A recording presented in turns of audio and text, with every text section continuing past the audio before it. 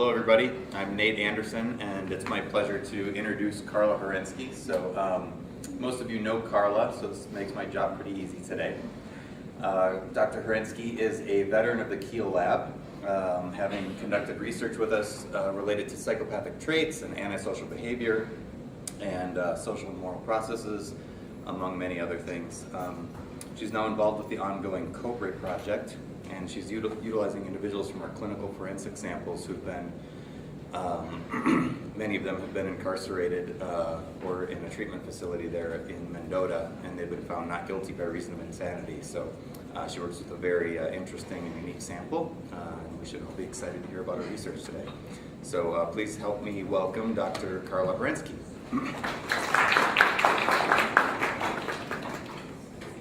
Thank you, Nate.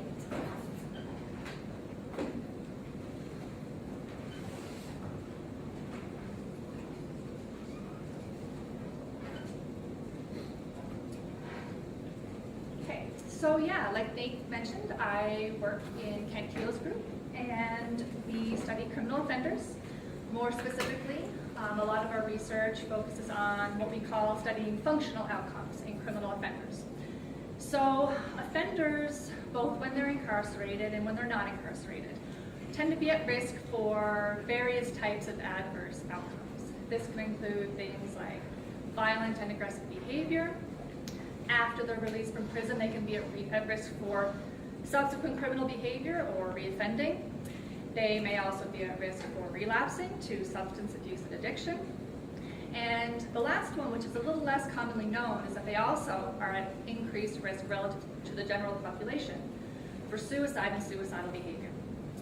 So our research is aimed at investigating whether we can improve the prediction of these outcomes using measures of brain structure and function, personality traits. We do a lot of research on psychopathy. We've been doing some more research lately on borderline personality disorder as well.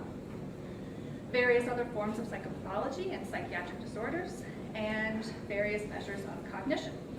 So that's a broad overview of the type of research that we do, and today I will be talking about a specific subset of studies from that list, particularly focusing on suicide and suicidal behavior. So criminal offenders have suicide rates 6 times the general population among males. This risk is elevated throughout their lifespan, so it's not that they are at an increased risk of suicide because they become incarcerated. Throughout their lives, they have this increased risk. They are also at greater risk for what's called high lethality suicide attempts, and this is likely because they have greater access to lethal means, and they also often have more prior exposure to violence, a desensitization for violent means. Their risk for suicide is also increased when and if they have certain comorbid psychiatric disorders. For example, not surprisingly, depression, but also anxiety, as well as schizophrenia and other psychotic disorders, such as schizoaffective disorder and bipolar disorder. And that's the disorder I'm going to focus on in my presentation today. So people with psychotic disorders have an 8 to 10-fold suicide risk compared to the general population. And psychotic disorders, particularly schizophrenia, are the highest risk mental illness for suicide in females and the second highest in males, next to depression. So because people who have a psychotic disorder and those who are criminal offenders have increased risk of suicide, we might say that psychotic disorder offenders form what we call an ultra-high risk group for suicide. And I say may because this hasn't actually been previously looked at, directly comparing criminal offenders with and without psychotic disorders, for example. So to look at this, I looked at all of the study participants that we have enrolled dating back to 2007, so that's several hundred participants, and looked at those criminal offenders that did and did not have a psychotic disorder. And the offenders who did not have a psychotic disorder, of all of them, 10% of them had a history of at least one suicide attempt. In the group of offenders that did have a psychotic disorder, they had a 40% rate of past suicide attempts. Now, we don't have a large consecutively enrolled group of psychotic disorder non-offenders because that's also important to compare to. But in the literature, the rates among that population tend to not be much higher than 10%. So given this data, we feel pretty confident in saying that this group of offenders with psychotic disorders form an ultra-high risk group for suicide. So suicide is not only a public health concern, but it's a major concern for correctional departments and prison facilities because people do sometimes attempt and commit suicide in prison. So the prison system would like to know and be able to help manage risk for suicide. And even though in that group I just mentioned, the 40%, still not all of them are committing or attempting suicide. So understanding what the risk factors are, what makes somebody more likely to be at risk for a suicide attempt or suicide is important. What's also important, and this is going to be the guiding theme for this presentation, is that the risk factors may not be the same for everybody. And just as one example of this, and I'll give more shortly, in the general population, so the non-offender, non-psychotic disorder population, having low cognitive function is a risk factor for suicide. But the research has shown that in people with psychotic disorders, high cognitive function is a risk factor for suicide. The idea being that the more cognitively aware and having insight into one's own psychotic disorder is a precipitator for suicidal ideation and behavior. Despite their high risk for suicide, there hasn't really been a lot of research on determinants of suicidal behavior in criminal behavior. So that was also a major impetus for this research. So there's been lots of research on suicidal risk variables in the general population. There have been a number of different risk factors that have been identified. These include depression, anxiety, substance abuse, impulsivity, aggression, low cognitive function, as I just mentioned, a history of early trauma or abuse, having a family history of suicide, and of course having a past suicide attempt is one of the strongest predictors of subsequent suicide. Some of these risk factors overlap with those that have been implicated in psychotic disorders. But as I mentioned, this hasn't really been studied in criminal offenders. And you might imagine that not all of these risk variables might apply to criminal offenders. For example, at least in our criminal offender populations, nearly all of them, or a substantial majority of them, have a history of substance abuse. So with the base rate so high, this kind of variable may be less likely to discriminate between suicidal and non-suicide risk individuals. And so that was sort of the guiding question behind this first study, which was to look at and examine which established risk factors are related to suicidal behavior in criminal offenders with and without psychotic disorders. So this is the sample that we've collected so far. We've got a group of offenders with psychotic disorders, which are primarily recruited from our secure treatment facility in Wisconsin. So we had 18 attempters and 24 non-attempters. And this was a consecutively enrolled group, so again, illustrating that really high rate of past suicide attempts in that group. Then we had a group of non-psychotic offenders recruited from our prisons here in New Mexico. We had 19 attempters, and then we selected 19 non-attempters to match them on a set of demographic variables. So that was not a consecutively enrolled group. And then we also included a third group of psychotic non-offenders who are community patients recruited from the community. So we looked at previously established suicide risk variables in each of these groups. So in terms of how we define a suicide attempt, we use the criteria from the Columbia Suicide Severity Rating Scale.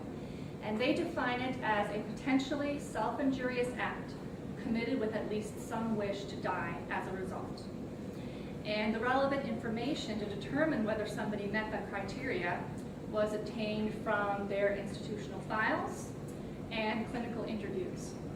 And it can be very important to try to get information from as many sources as possible, because people aren't always forthcoming both about their history of suicidal ideation and behavior or their current suicidal ideation and possible thinking about suicide attempts.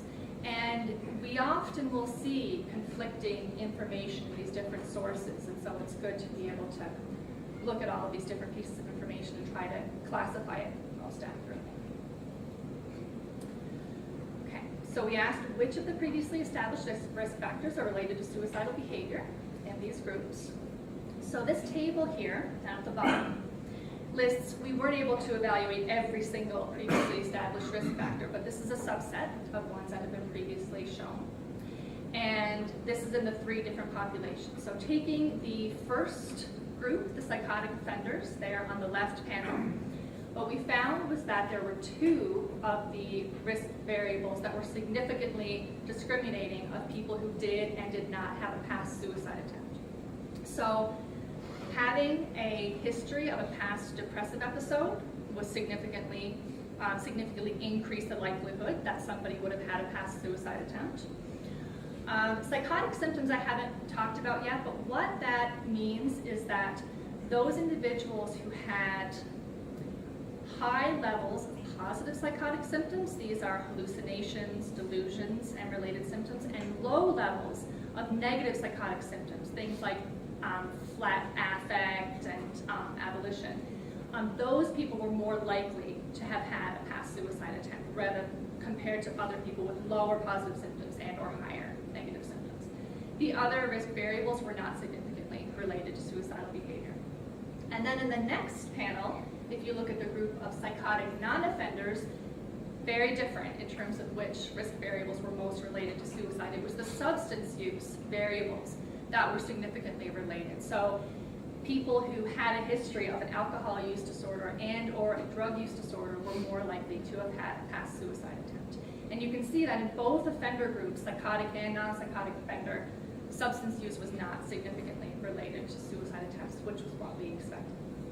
And then finally, in the non-psychotic offender group, again, we see a different set of risk variables that were related. So depression, which did overlap with the first group, so depression again was positively related to having a past suicide attempt. And although not significant, there was also some trend-like results with anxiety, and then not quite significant, but early abuse. And I highlighted that one because early abuse has been previously shown to be related to suicidal behavior in the few studies that have been done in criminal offenders. So that pattern at least is consistent. So to summarize that set of results, based on those results, it seems like different risk factors may apply to different populations. Only some of the previously established risk factors for suicide in the general population were relevant for each of the 3 populations. And so given that only a couple were relevant, that sort of raises the question of whether there may be other risk variables that haven't yet been identified in each of those populations.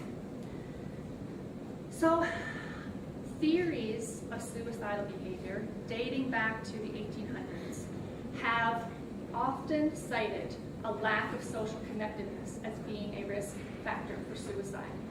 But what's not often talked about is what the mechanism of this is, what causes people to not feel socially connected to others. So I've been studying what we call social emotion and cognition, which we define as how people understand and use emotion in social situations, and whether this is related to suicidal behavior.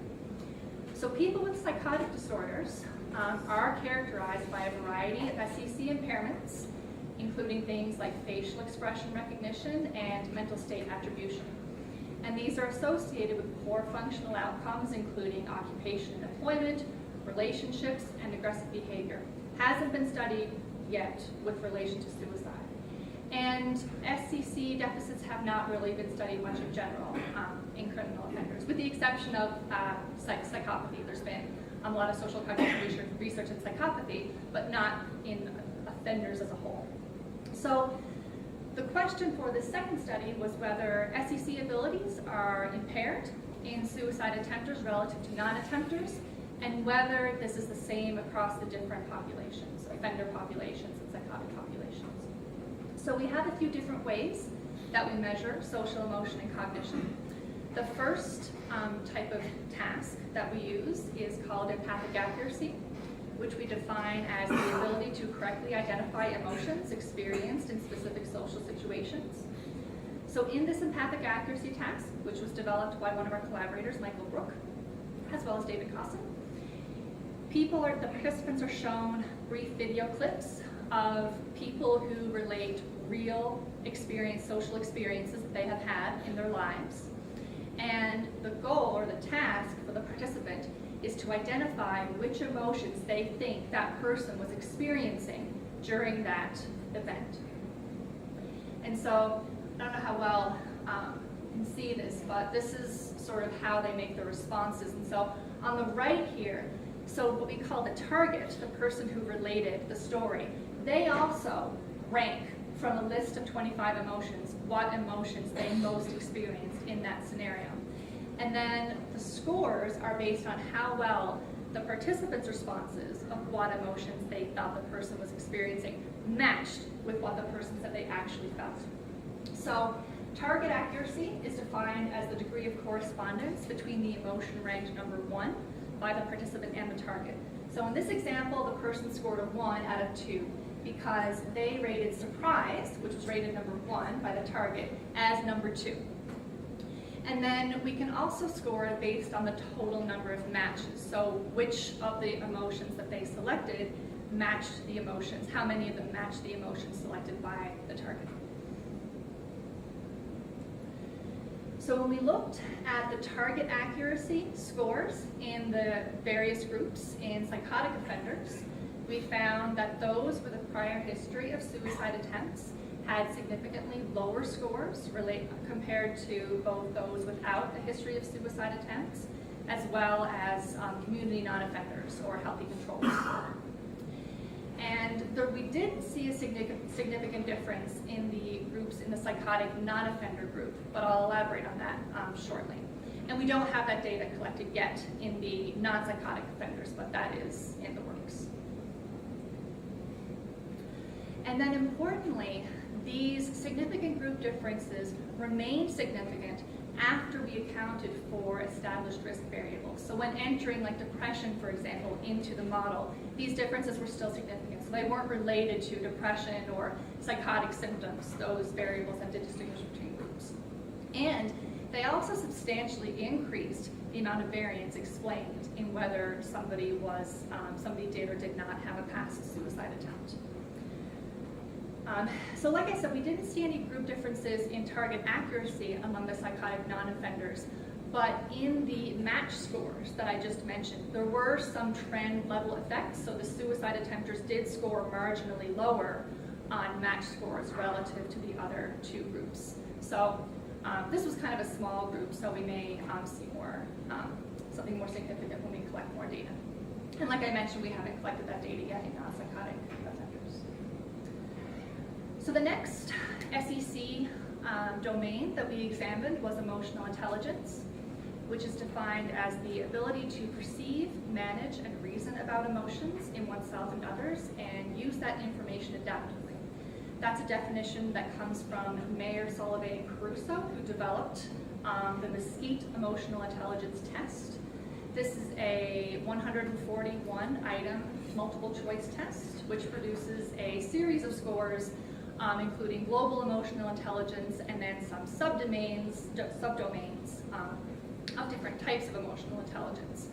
So just to illustrate some of those, one type of emotional intelligence is perceiving emotions. So in that type of a task, one thing you might do is look at somebody's face and rate to what extent you think various emotions are present in that person's facial expression. And in another domain, such as facilitating thought, in that type of task, you have a social situation that's described like creating decorations for a birthday party, and then you're given a list of emotions and asked how useful would each of these emotions be in that situation. So in this example, annoyance probably wouldn't be very useful to preparing for a birthday party, whereas joy would probably be more useful. So those are just a couple of examples. I'm not going to go into huge amounts of detail on these because I'm just going to present global emotional intelligence results here. So, and there's no healthy control group here because these tests are scored by a service which compares their scores to a large normative database. So it's already technically compared to a normative control group. So in the psychotic offenders, similar to the results with empathic accuracy, the people with a history of past suicide attempts scored lower, significantly lower relative to those without past attempts. There were no significant differences in the psychotic non-offenders, and the trend was in the same direction as meaning lower scores in the suicide attempters, but the results weren't quite significant. So to summarize those results, empathic accuracy and emotional intelligence appear to be impaired in suicide attempters in the psychotic offenders only. It's possible similar effects may be seen in the other groups, but in certain groups, particularly the psychotic non-offenders, we may need larger sample sizes. And it seems like it may depend on the type of social cognitive task, because as I mentioned, in the psychotic non-offenders, they had marginal like results in the empathic accuracy task, whereas the non-psychotic offenders had close to significant results in the emotional intelligence task. But again, we haven't looked at the empathic accuracy data in that group. So, as I mentioned, and similarly to the empathic accuracy task, these effects remain significant after accounting for the relevant risk variables in each group.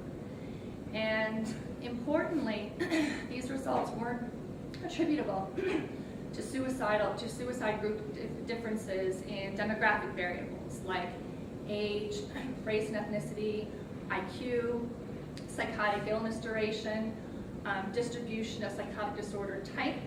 What that means is that there weren't more people in the suicide group who had bipolar disorder compared to the non-suicidal group. And that's important because research has shown that of the psychotic disorders, it's people with psychotic bipolar disorder who are less impaired on social cognitive tasks compared to, for example, people with schizophrenia. There were no differences in the current levels of medications, the types of medications they were taking, and there were no differences in the types of crime committed. No significant differences in like violent crime, for example. So these results may have implications for risk assessment and prevention.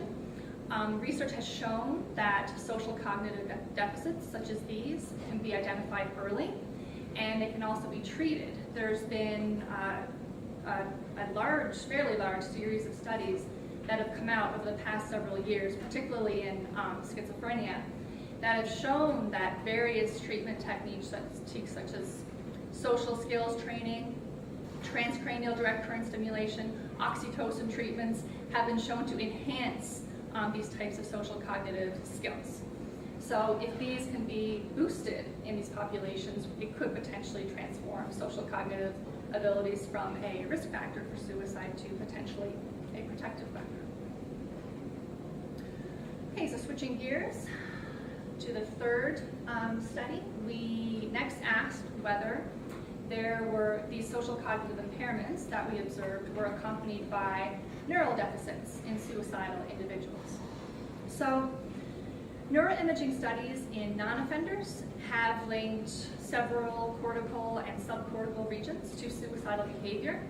A recent meta-analysis found that the most relevant regions were the orbitofrontal cortex, caudate, particularly on the left side, posterior superior temporal gyrus, and anterior and posterior cingulate. Two of those regions have also been implicated in suicidal behavior in psychotic disorders, namely the posterior STG and the orbitofrontal cortex. And one of those regions, the posterior STG, has been consistently implicated in social cognitive processing. Other regions that have not been directly implicated in suicide but are known to be involved in social cognitive processing are the temporal poles and the dorsomedial prefrontal cortex. So these are regions that, for example, during functional imaging studies, are consistently engaged when people are doing tasks where they think about other people's thoughts, think about other people's emotions, their beliefs, and their intentions. So this is generally considered to be the primary social cognitive neural network. And these are the regions that I'm going to be focusing on for these analyses. So in this study, the purpose was to examine group differences in brain volume within these social cognition networks that, and whether or not they were related to suicidal behavior. So we used two methods: voxel-based morphometry, which is automated analysis of whole brain gray matter across groups. So are any voxels in the brain significantly different between groups? And then we also used source-based morphometry. SBM uses independent component analysis to identify spatially distinct sets of brain regions in which gray matter covaries across individuals. And then those sets of brain regions and the volume within them are compared across groups. So for this study, we have the same participants as the ones in the prior two studies. And we collected the data using our mobile MRI scanner. I think most people know about the mobile scanner, but this is how we're able to do neuroimaging studies in incarcerated populations. We have a mobile MRI scanner that we take to the prison facilities, and we can recruit and scan the prisoners on the grounds. Okay, so BBM results first. So when we looked at whole brain gray matter in the suicide attempters relative to the non-attempters, we found a significant reduction in gray matter volume in one of the three hypothesized regions, the temporal pole. So there was a bilateral reduction in temporal pole volume in suicide attempters relative to the non-attempters. I haven't shown it here, but there was also a significant difference relative to the non-attempters. There was also a similar effect in the left posterior STG, but the result wasn't quite significant, and we didn't see any group differences in the dorsomedial prefrontal cortex. So we analyzed the SBM data. So the ICA resulted in 20 components or sources that didn't have artifacts such as motion. And so the loading weights for those sources were entered into a 3-group ANCOVA with age, IQ, and total brain volume as covariates. By the way, those were also included as covariates in the BBM analysis and all subsequent analysis I'm going to present. And then the results were FGR corrected for multiple comparisons.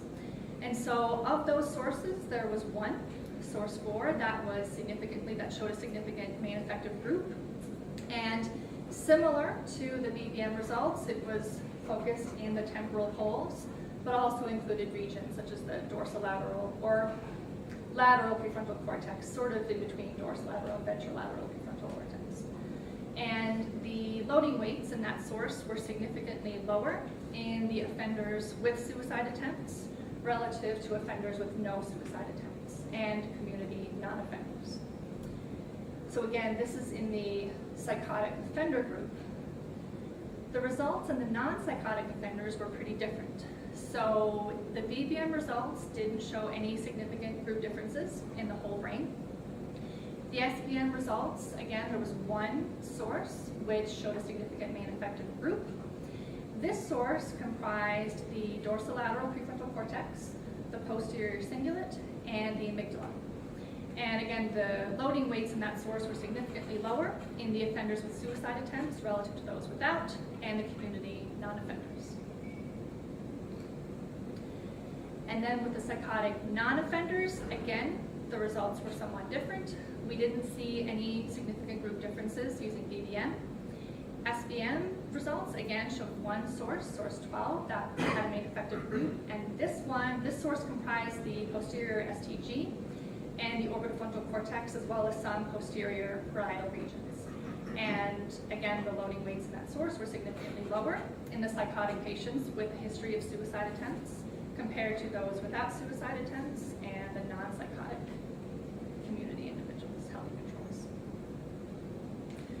So I think the overarching conclusion from that data is that the neural networks related to suicide attempts appear to be different in the different groups. So in psychotic offenders, suicide attempts were associated with reduced gray matter in a network that involved primarily the temporal poles. And this is the first evidence of structural brain abnormalities related to suicidal behavior in this population. Suicide attempts in non-psychotic offenders were associated with reduced gray matter in a frontolimbic network. And this is consistent with prior studies of suicidal behavior in non-offenders. They've implicated regions like the dorsolateral prefrontal cortex and the posterior cingulate. And those findings have been interpreted as related to difficulties with regulating emotion and behavior and regulating things like intrusive thoughts, which is somewhat consistent with the risk factors that were found in that group, like depression and potentially anxiety. And then in the psychotic non-offenders, suicide attempts were related to reduced gray matter in the orbitofrontal cortex and the posterior STG. This is also consistent with prior studies in psychotic non-offenders and suicide attempters.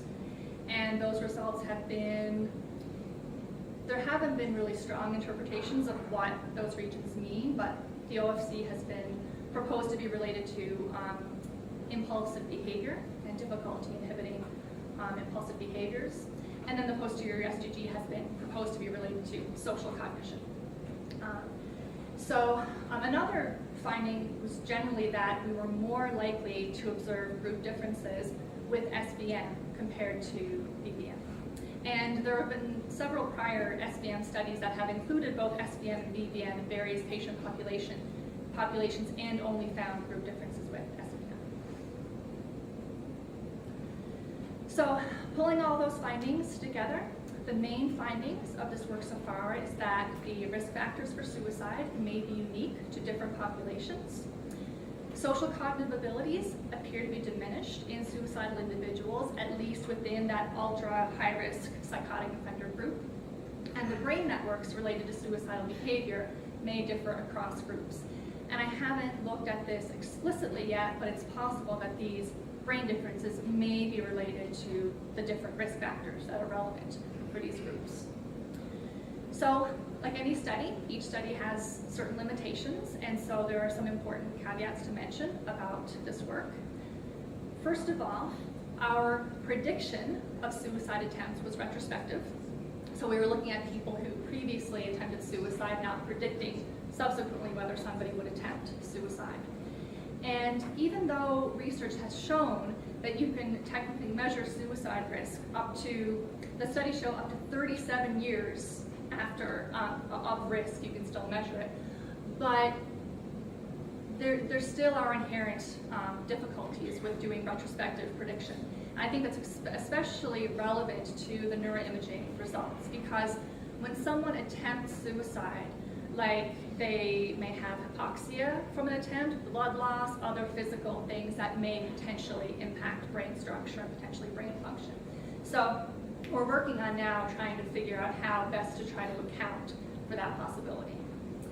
Another important thing to mention is that the risk factors for attempts don't necessarily carry over to completion. So even though suicide attempts are one of the strongest predictors of a subsequent completed suicide, it's been shown that certain risk factors for attempts aren't also risk factors for completed suicides. So it'll be important as we develop a large enough sample and we can actually include people who subsequently do complete suicide to examine to see whether these are still relevant and stringent predictors. Our psychotic disorder group had different psychotic disorders combined within them, and this is partially intentional because it's consistent with the NIMH-RDoC criteria, where they don't want you to necessarily focus on specific disorders, but ultimately we would still like to develop a large enough sample to look in each of the different groups to ensure that the results are consistent. Because as I mentioned earlier, certain disorders like bipolar disorder show differences in social cognitive abilities. I also mentioned that medication effects were controlled across groups, but there's still a potential issue with, we don't know over this person's history, what their history of medication use has been, what they've been on, how long they've been on it for, and whether that may have any long-term effects on brain structure. Then in terms of where we go from here, so we would like to determine so there's different types of social cognitive abilities. I've presented two here, but there's lots of different ways to assess social cognitive function. So ultimately, we'd like to be able to determine which types of social cognitive abilities are related to suicidal behavior and in which groups. And then to identify effective interventions. There are, again, as I mentioned, various interventions, but it's not clear yet which ones are most robust for which types of social cognitive abilities. We also want to determine whether brain structure deficits are also accompanied by functional and connectivity deficits. We want to examine whether relevant and useful interventions impact brain structure and function, or conversely, whether brain structure and function may predict whether somebody is likely to benefit from an intervention. And finally, all of the participants in this work were male. We do have access to a female population of offenders with psychotic disorders. We've collected a little bit of data in them so far, but it's important to note that females differ from males in the pattern and type of suicidal behavior. For example, females are actually more likely to attempt suicide, whereas males are more likely to complete suicide. They also show several differences in social cognitive abilities, and they also show robust differences from males in brain structure. So it'll be important going forward to collect a sample of females and compare the results to males. So normally I would end with a slide thanking everybody who contributed, but it would be about 5 slides long and another 10 minutes, so you know who you are. Thank you.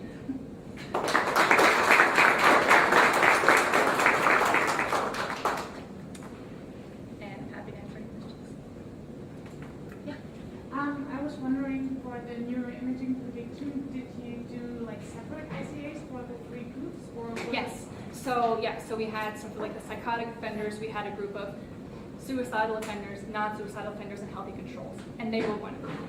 And then in the non-psychotic offenders, we had, again, suicidal, non-suicidal, and a different healthy control group, because actually the non-psychotic offender data were collected with a different imaging sequence, so we had to use a different healthy control. Okay, so it was separate ICAs. Yeah. Did you check whether you found the same sources or the same networks between those groups? Yeah, I mean, I haven't looked at it too extensively, but upon first glance, they seem to be kind of different. So it was different between the groups, and then you found different networks which showed significant differences between suicide attempters. yeah, I mean, I shouldn't say they were all different. I think there were some similarities and some differences. Yeah. No, I was just wondering. But no, but it's an important point. Is that like, what does it mean if you get if the ICA shows a different set of spatially distinct regions in one group compared to another? Yeah, I mean, that is something that the ICA just does, like when you run it more than once, that it shows different sources or components or whatever. In the same group? Yeah. Oh, that's interesting too. No, I was just wondering whether these distinct networks that you find in the different groups, whether they're different because you don't find that exact component Right. in that other group. So. Right, possibly. Although I think what's interesting is that the SVM results, at least for the psychotic offenders, were similar to the BVM results. So I think that there's some carryover there. But yeah, it's an important issue. One that I haven't seen addressed in many SVM papers. Thanks.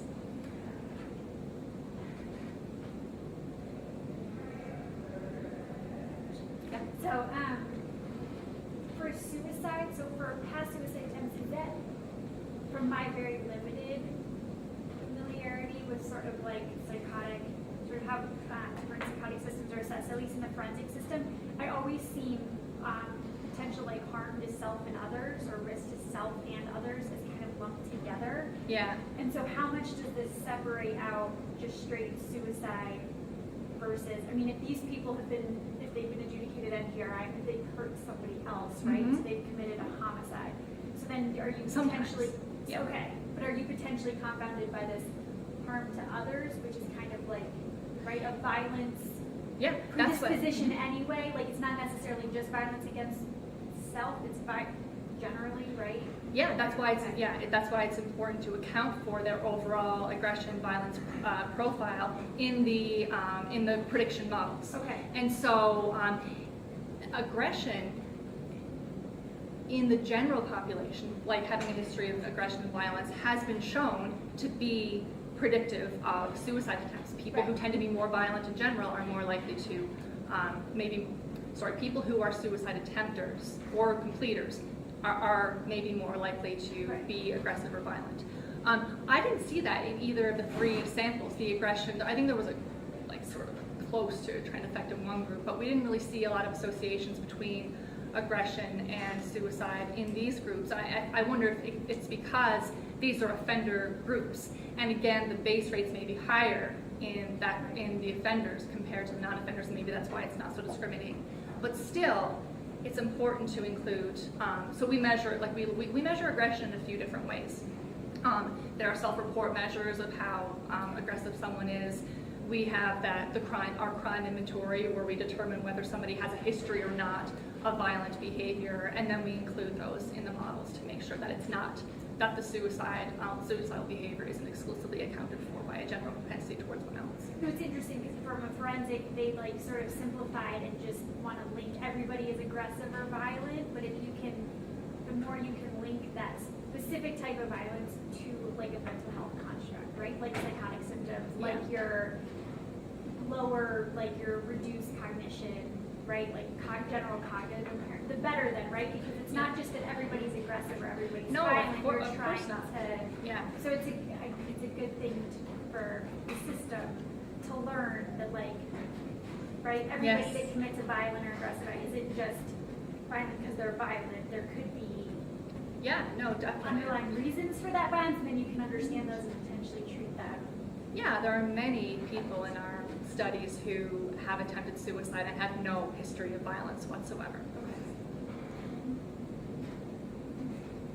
I'm curious about the general community that studies suicide risk.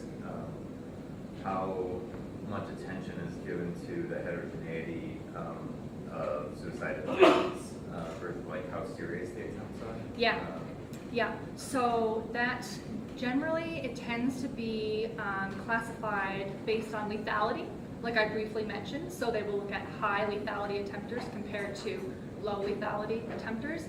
But of course, there's so much more variability than just that in the types of attempts and the context of attempts and the reasons for attempts. And so I think that a lot more can be done in terms of trying to classify people based on the characteristics of their suicide attempts.